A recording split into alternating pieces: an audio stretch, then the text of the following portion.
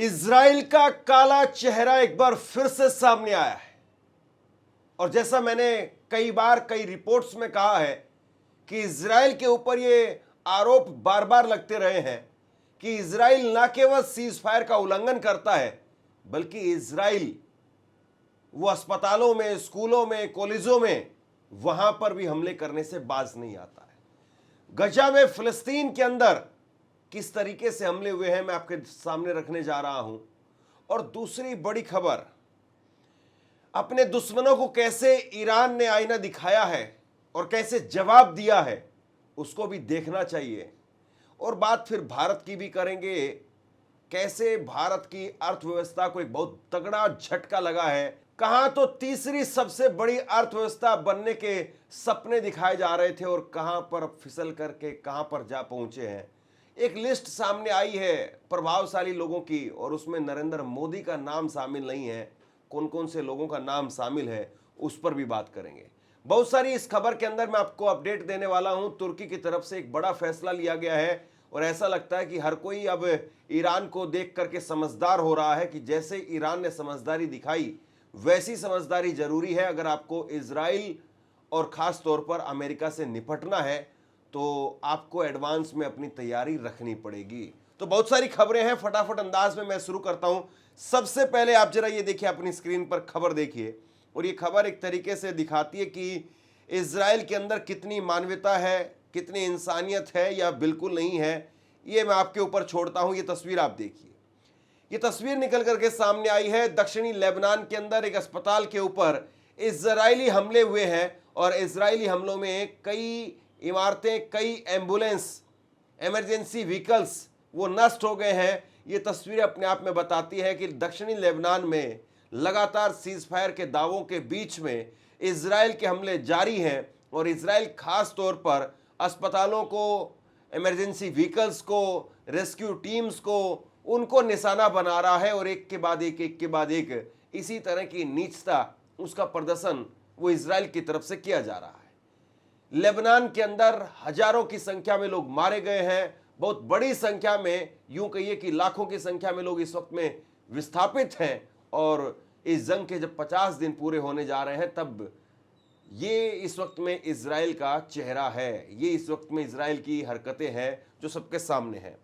इसके बाद में एक खबर आप प्रेस टीवी के हवाले से आ रही है और प्रेस टीवी के हवाले से कहा जा रहा है कि पिछले 24 घंटों में गाजा में इजरायली सेना की कार्रवाई में 8 फिलिस्तीनी लोगों की मौत हो गई है और इसे तथाकथित जो युद्ध विराम कहा जाता है उसका उल्लंघन माना जा रहा है। और इसके अलावा कम से कम 29 लोग घायल हो गए हैं। गाजा के अंदर जिस तरीके से लगातार कहर इजराइल का देखने को मिलता है वही एक बार फिर से देखने को मिला है और 8 फिलिस्तीनी लोगों की यहां पर मौत हो गई है। आप बताइए कि इजराइल पर कोई भरोसा करे भी तो किस तरीके से करे, जो गजा के अंदर इतना तबाही मचाने के बावजूद और उसके बावजूद भी, सीज फायर के बावजूद भी अगर वो गजा में बाज नहीं आ रहे हैं तो ईरान तो फिर भी अभी भी बहुत चमकता धमकता और बहुत शक्तिशाली देश है। जाहिर सी बात है इजराइल के जो आंखें हैं वो इस वक्त में ईरान के ऊपर गड़ी हुई हैं और ईरान को भला फिर ये कहां पर छोड़ेंगे। और इसीलिए ईरान जो इस लड़ाई में पीछे नहीं हट रहा है, वो लड़ाई लड़ने के लिए तैयार दिखाई दे रहा है। तो ये जो तस्वीरें निकल करके सामने आ रही है, ये तस्वीरें कहीं ना कहीं अपने आप में इजराइल के चेहरे को एक्सपोज कर देती है। अब मैं आपको एक ट्वीट दिखाने वाला हूं जो ईरान की तरफ से किया गया है और ईरान ने अपने दुश्मनों को जवाब दिया है। ये देखिए, ईरान की एम्बेसी जापान के अंदर, उसकी तरफ से ये ट्वीट किया गया है और इसमें कई सारी बातें जो है कही गई हैं और खास तौर पर जवाब देने की कोशिश की गई है कि जो लोग आज अंतर्राष्ट्रीय कानूनों का हवाला दे रहे हैं वो जब अमेरिका और इजराइल की तरफ से जब आक्रामक कार्रवाई होती है तो चुप क्यों हो जाते हैं। इसमें कहा गया है कि कई देशों ने यह जानते हुए भी कि यह अंतर्राष्ट्रीय कानून और संयुक्त राष्ट्र चार्टर का खुला उल्लंघन है, इस स्थिति को रोकने की कोशिश नहीं की। यानी जो ईरान के ऊपर कार्रवाई की गई उसको रोकने की कोशिश नहीं की। कुछ देशों ने अपने क्षेत्र और हवाई मार्ग यानी एयर स्पेस अमेरिका को इस्तेमाल करने दिया ताकि वह ईरान के खिलाफ कार्रवाई कर सके। यह माना जा रहा है कि उन्हें आने वाले हमलों की जानकारी थी और उन्हें फिर भी उन्होंने मदद की। इसके बाद में क्षेत्र के कुछ देशों और उसके सहयोगियों ने देखा कि अमेरिकी हथियार और संसाधन स्ट्रेट ऑफ होर्मुज के रास्ते इस संघर्ष में भेजे जा रहे थे, जो अंतर्राष्ट्रीय नियमों के अनुसार संवेदनशील क्षेत्र है। फिर भी उन्होंने कोई खास प्रतिक्रिया नहीं दी। अब जब इसके नतीजे उनके अपने हितों को प्रभावित कर रहे हैं तो वो फिर से अंतर्राष्ट्रीय कानून की बात कर रहे हैं, लेकिन इस बार न्याय के लिए नहीं बल्कि अपने हितों की रक्षा के लिए कर रहे हैं। कुल मिलाकर के अगर मैं कहूं कि ईरान वो दुनिया के सामने ये अरब देशों का चेहरा वो सामने एक्सपोज कर रहा है कि भैया देखिए, जब अरब देशों के ऊपर जब बात आई, जब इनका नुकसान होने लगा तो ये कह रहे हैं कि स्ट्रेट ऑफ होर्मुज को खोला जाना चाहिए। लेकिन जिस वक्त में ईरान की स्कूली बच्चियों के ऊपर बम बरस रहे थे, मिसाइलें बरस रही थी, तब इन्होंने कुछ नहीं कहा। जब इनके एयरबेस का, इनकी धरती का इस्तेमाल किया जा रहा था, तब ये चुप रहे। अब ये इस तरह की जो चीज़ें या इस तरह का जो एक आप ये कहिए कि जो जवाब दिया गया है ईरान की तरफ से, ये कुल मिलाकर के ईरान ये साफ कर रहा है कि वो किसी प्रकार के अंतर्राष्ट्रीय दबाव में फिलहाल आने वाला नहीं है, या फिर अमेरिका और इजराइल की तरफ से अरब देशों को लेकर के जो दबाव बनाया जा रहा है वो दबाव भी ईरान मानने के लिए तैयार नहीं है। अब मैं जरा कुछ तस्वीर आपको भारत की दिखाता हूं। ये तस्वीर आपको देखने में लग रही होगी कि ये कोई ईरान से या कतर के अंदर कोई गैस फील्ड पर हमला हुआ है या ऑयल फील्ड पर हमला हुआ है और ये वहां की कोई तस्वीर है और वहां से धुआं उठता हुआ नजर आ रहा है। अगर आप ऐसा सोच रहे हैं तो आप गलत हैं, क्योंकि ये तस्वीर ना कतर की है, ना ईरान की है, ना सऊदी अरब की है, बल्कि ये तस्वीर उत्तर प्रदेश की है। ये तस्वीर भारत की है। उत्तर प्रदेश के अंदर लखनऊ में और उसके साथ साथ गाजियाबाद में अलग अलग जगहों पर झुग्गियों में आग लग गई, कहीं जो सिलेंडर फटे हैं, कई लोगों की जान गई है, इस तरह की खबरें भी सामने आ रही है और बहुत बड़ी संख्या में लोगों के आम जान माल की जो नुकसान हुआ है ये भी जो दिखाई दे रहा है। ये तस्वीर आपने आप में देखी, आप कितना काला घना धुआं है, कई सिलेंडर फटे हैं और ये तस्वीर जो गाजियाबाद से निकल करके सामने आ रही है।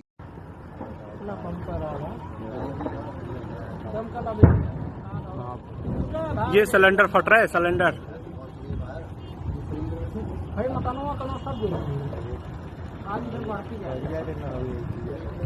पूरा देखो, पूरा धूलखंड हो गया है, लेकिन हल्का हवा है, वो हल्का हुआ है।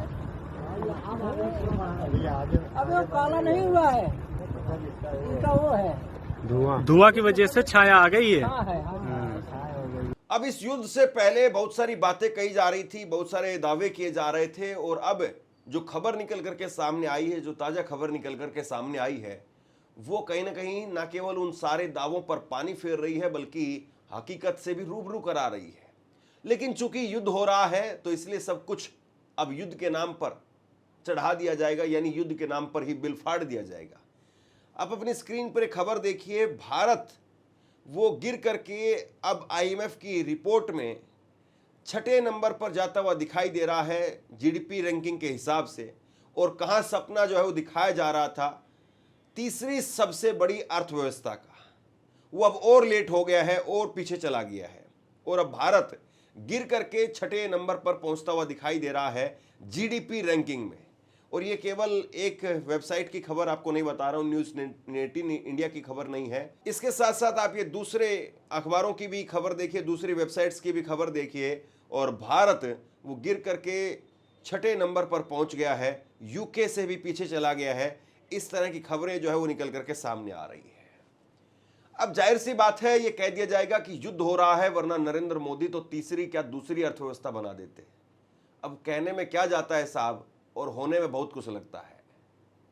और दूसरी एक और खबर नरेंद्र मोदी को लेकर के मैं आपको बताने जा रहा हूं। दुनिया भर के 100 प्रभावशाली लोगों की सूची सामने आई है और इसमें ट्रंप और शी जिनपिंग का नाम है, लेकिन पीएम मोदी को जगह नहीं मिली है। भारत से 3 और लोगों को इस सूची के अंदर नाम मिला है। लेकिन सोचिए आप, डोनाल्ड ट्रंप और शी जिनपिंग इसमें अभी भी हैं, और जाहिर सी बात है रूस भी एक वक्त में महाशक्तिशाली जो देश होने का दावा करता था, लेकिन यूक्रेन युद्ध में उसका जिस तरीके से नुकसान हुआ है, जाहिर सी बात है कहीं ना कहीं उसका जो ओहदा है वो कम हुआ है। लेकिन भारत जो उभरती हुई एक तरीके से बहुत बड़ी शक्ति थी, उसके प्रधानमंत्री का नाम नदारद क्यों है, ये बहुत बड़ा सवाल है। इसमें डोनाल्ड ट्रंप का नाम है, शी जिनपिंग का नाम है, और उसके साथ साथ भारत में तीन लोगों के नाम दिए गए हैं, डोनाल्ड ट्रंप, नेतन्याहू, इसमें डोनाल्ड ट्रंप अमेरिका के राष्ट्रपति, बेंजामिन नेतन्याहू, सी जिनपिंग है, शिगेरो इशिबा जापान के प्रधानमंत्री हैं, बालेंद्र शाह नेपाल काठमांडू के मेयर और अब जो नेपाल के नए प्रधानमंत्री बने हैं उनका नाम भी है, क्लाउडिया शिनबाम मेक्सिको की राष्ट्रपति, उनका नाम भी सामने आया है, मार्क कार्नी कनाडा के नेता, उनका नाम भी सामने आया है और भारत से 3 नाम सामने आए हैं इसके अंदर। इसमें बॉलीवुड के एक्टर रणवीर कपूर हैं, रणवीर सिंह नहीं है, रणवीर कपूर, और उसके साथ में विकास खन्ना और सुंदर पिचई, इन तीनों का नाम जो इसमें शामिल है, लेकिन नरेंद्र मोदी का नाम इसमें नहीं आया है। तो ये भी एक तरीके से आप यूँ कह सकते हैं कि नरेंद्र मोदी के लिए, उनके चाहने वालों के लिए एक बड़ा झटका है। अब जैसे मैंने खबर की शुरुआत में कहा था कि टर्की वो भी तैयारियों में लगा हुआ है और एक कहावत कही जाती है, खरबूजे को देख करके खरबूजा रंग बदलता है, लेकिन यहाँ पर एक कहावत फिट तो नहीं बैठती है, क्योंकि टर्की जो है वो अपनी तैयारियों में लग रहा है और ये तैयारियां अपने आप को मजबूत करने की है। और दरअसल ईरान ने सबको जगा दिया है कि भैया तैयार होकर के बैठ जाइए, अमेरिका का कोई भरोसा नहीं है, अमेरिका किसी भी दिन वेनेजुएला के राष्ट्रपति के तरीके से किसी को उठा सकता है या फिर आयतुल्ला अली खामेनी के तरीके से किसी को मरवा सकता है। तो इसलिए अपने लोगों की जो तादाद है, या फिर जिस तरीके से ईरान ने इस युद्ध के अंदर किया कि एक के बदले में 3 ऑप्शन तैयार थे, 4 ऑप्शन तैयार थे कि फला कोई आदमी अगर वो मरता है तो उसकी जगह पर ये आदमी आकर के बैठेगा, वो आदमी अगर जाता है या उसको कुछ होता है तो उसके बाद में ये, उसके बाद में ये, जो 4 ऑप्शन के साथ में ईरान आगे बढ़ रहा था, अब उसी पर तुर्की आगे बढ़ता हुआ दिखाई दे रहा है। तो टर्की ने हाल में ही घोषणा की है कि वह अपनी कमांडो ब्रिगेड्स की संख्या बढ़ाने की योजना बना रहा है और अभी कमांडो ब्रिगेड्स की संख्या वो 25 है, जिसे बढ़ा करके 40 करने की योजना है। और यह फैसला उस समय पर लिया गया है जब क्षेत्र में तनाव बढ़ा हुआ है, खास करके ईरान के साथ में टकराव और अमेरिका और इजराइल से जुड़े हुए हालात के बाद में टर्की ने यह फैसला लिया है। तो कुल मिलाकर के अब जो है वो पूरी दुनिया समझदार हो रही है और पूरी दुनिया इस बात पर अमल कर रही है कि भैया अगर इनसे टकराना है या इनके राज में अगर अपने आप को, अपने वजूद को जिंदा रखना है तो एडवांस में अपनी तैयारी करके चलनी पड़ेगी। ये पता नहीं कब किसके साथ में क्या सलूक कर बैठे। अब एक बयान निकल करके सामने आया है और बहुत महत्वपूर्ण बयान है रूस के विदेश मंत्री का। रूस के विदेश मंत्री, उन्होंने 3-4 बातें कही हैं। उन्होंने कहा है कि जब भी अमेरिका को किसी सरकार से समस्या हो तो उसे पहले बातचीत, डायलॉग शुरू करनी चाहिए। आज तक कोई भी देश अमेरिका से बातचीत करने से मना नहीं करता है, लेकिन कई बार ऐसा हुआ है कि पहले अमेरिका ने समझौते किए और बाद में उनसे वो खुद पीछे हट गया। यानी रूस के विदेश मंत्री वो इस बात को जोर देकर के कह रहे हैं कि भैया अमेरिका के अंदर जो लोग बैठे हुए हैं उनको अपनी रणनीति बदलनी चाहिए। अगर आपको किसी से कोई दिक्कत है तो पहले उससे बात करिए, और उससे बात करके देखिए कि क्या आप समस्या को हल कर सकते हैं या नहीं कर सकते हैं।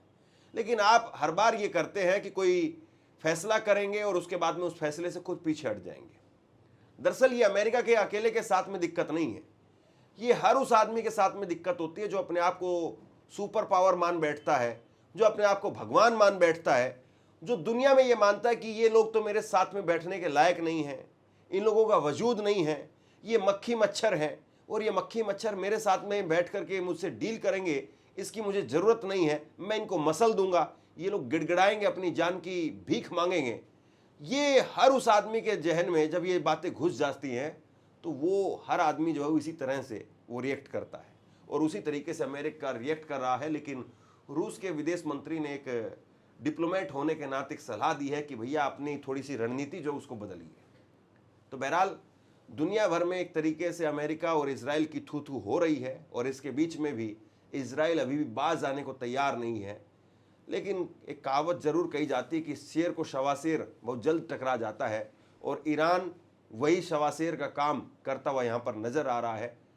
जब वो शवाशेर टकराया तब अब पता चल रहा है अमेरिका को, इजराइल को, कि इससे निपटना कितना भारी काम है। शेयर कीजिए इस खबर को और आप क्या सोचते हैं नीचे कमेंट बॉक्स में लिख करके जरूर बताइए। इस वीडियो को लाइक कीजिए, चैनल को सब्सक्राइब कीजिए और अगर आपके लिए संभव है तो आर्थिक तौर पर थैंक्स बटन का प्रयोग करके हमें मदद भी कीजिए। नीचे कमेंट सेक्शन में मैंने व्हाट्सएप का लिंक दिया है, व्हाट्सएप ग्रुप पर भी हमारे साथ में जरूर जुड़िए।